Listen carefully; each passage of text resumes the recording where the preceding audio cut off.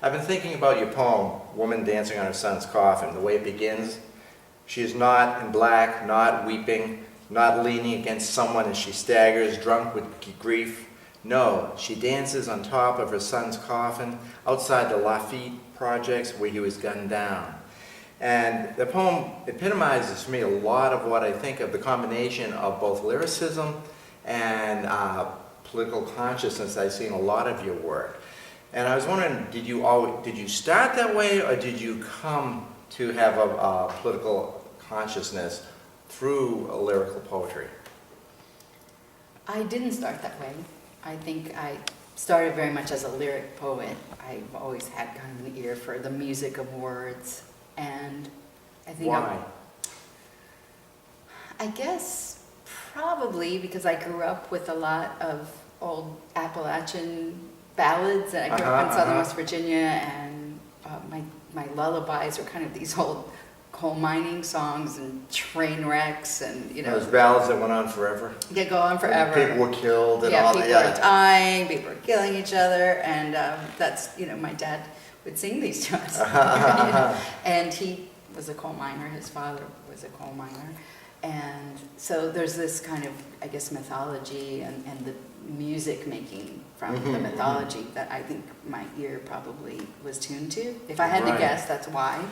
I have this affliction of poetry, but the political consciousness, I think, just has come over time as I've become more and more aware of the world. As I grew more and more aware of the world, and maybe a lot of the world we weren't hearing about as Americans, as North Americans. Although a lot of the ballads are like that too, though, right? They're personal stories, but they're very much infused with the politics of the time. And there's stories, especially Appalachia, True right? enough. That people you don't hear about. True enough, though I don't think I was aware of that. So maybe starting to understand that too was politics. That when we're talking about coal mines and we're talking about, strikes, or we're talking about the railroad industry. I mean, that too is politics, which I think it took me a while to kind of get that big picture. And then maybe that extrapolates into the rest of the world, trying to sort of filter the stories and the reality of people in the rest of the world through music in some sense. Why for you poetry, not clogging in the fiddles, for example? Well, I tried to be a fiddle player, and I was terrible. I tried to teach myself, and it was really hard. So I think it'd be great if I could be a musician, but I'm stuck with these words. So. Was there a point in your life where it clicked and you said, "Oh, I want to do this. I want to try this"? I took a class as an undergrad, and it wasn't a decision. It was just kind of an elective, Right. You got to fill out something, yeah, to fill something out, and then I found I think I want to keep doing this, and almost without realizing it, I just was kind of deep into it, and it's just been a way for me to actually relate to the world and understand the world, and I think it's kind of, poetry becomes this kind of, when the cup of whatever I'm feeling kind of spills over, that stuff that spills over, I'm trying to catch it in another vessel, and that's poetry. So it's helped me really stay, I don't know if I'm sane, but it's helped me kind of, any sanity I have, I think it helps me get there and process. Right. What's So is it about personal sanity, or is it about something purposeful for the community too? I mean, does poetry matter? And if it does, why? Yeah, of course I think it matters, and I don't think I have the hubris to think I can change much, but I would like to think that by making sense or making music of what I'm seeing, that maybe I can help to make other people more human to other people. I mean, I think that poetry really brings out our humanity, and I think sense of humanity is really lacking. So it could be a healing salve? I think it can be, even in the darkest poems, I find help me. I mean, that we can articulate these things, that we can articulate the things that make us mute, is somehow allows me to keep going. Maybe that can Right. help others. I guess that's the point. I mean, you've been through Katrina, right? You're married to a man from Egypt, and familiar with all of the mess, that's chaos that's going on in the Middle East, you know. I guess the question might be, but why keep going? Why not just put it on the TV and paint yourself Carolina blue or, well, New Orleans gold, I guess it would be, you know, and just I like do that sort of, sometimes too. just sort of bliss out, you know. Why write poetry? Maybe if I could, I would, but I don't think you can unsee what, you know, what I see in poetry. I mean, I don't think I don't know how I would keep going without being able to see the depth and the complexity of what's in the world, because otherwise the tragedies become cartoonish. They become I can't process them, so I need to kind of look at some of, I don't know, I'm sort of thinking about this Right, really out That's loud, but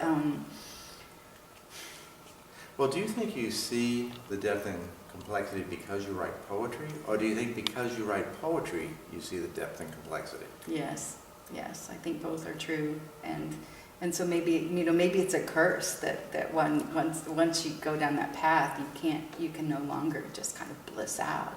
Well, wasn't it Walker Percy said the fact that we write is a symptom of our mental illness? Yeah, and I tend to agree with that. Yeah, but I do think they feed into one another, and even the tragedies may sound very deep, but I think the ecstasies do as well. You know, it's about a full spectrum of feeling, isn't it? Right. Hope and despair. Now, everyone always wants to know, who are your influences? Who did you first fall in love with as a poet? Were there poets that you thought, oh man, I just want to give up all my money and let this person write more?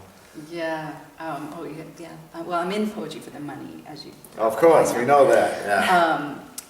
I think Dylan Thomas was probably the first poet that I got very excited about as a Do not teenager. go gentle into that good night. Yes. And the hand that signed the paper, I remember sort of that. Uh-huh. Wow, sort of understanding the power of the image in that. And Keats, loved Keats. So that's kind of early on, and still love them. And my kind of more abiding influences over the last more decade or something would be Pablo Neruda, Nazim, Hikmet, Yusuf Komunyakaa. I really feel excited to write when I read Adélia Prado, the Brazilian poet. Elizabeth Bishop. I can think of more, but those are the ones on the top of my head. People who have strong form and language, but also a passion in what they're saying. Yeah. Well, would you like to read a poem for us? Sure. Is this a new one? This is a new poem, and it's written in sapphics, which is a metrical form, as you know, and I wanted to write in this form partly to have a container to write about this topic, but also this is a poem about Syrian refugees drowning on the island. Generally, many of them are washing up on Lesbos, and that's where sapphics were born, so I found that just very haunting. And just before you said, why is a container important? I think we're talking about the great tragedies of history, and I think we're experiencing them in our time. I mean, maybe every time has them.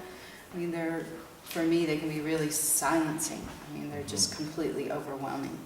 And I need some kind of small lens through which to look at it, or else I'm completely overwhelmed. So this allowed me to articulate something. Sapphics for the Syrian drowned.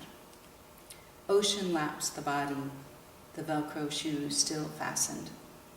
Someone carefully dressed him. Journey planned not long, not terribly long. The smugglers promised a yacht, but brought a raft which capsized. The photo shows a sleeping child, a touristic beach. We know now, Island Kurdi drowned like his mother, brother. Only the father lived. If I could transfer my breath to them, they told him drowning's peaceful. He'll cling to that. So many worse ways, God knows. He knows Kobani's jail where his teeth were plucked by Assad's torture machines. Then ISIS came and torched what ruins remained. A neighbor's brother's head arrived on the stoop one morning, so many worse ways. There are tens of thousands of them that force the fleeing masses, Lesbos and Kos exploding, razor wire at borders as news feeds name these refugees migrants. Thank you. Andy Young, one of last year's winners of the Nazim Hikmet competition. Thank you for joining us. Thank you very much.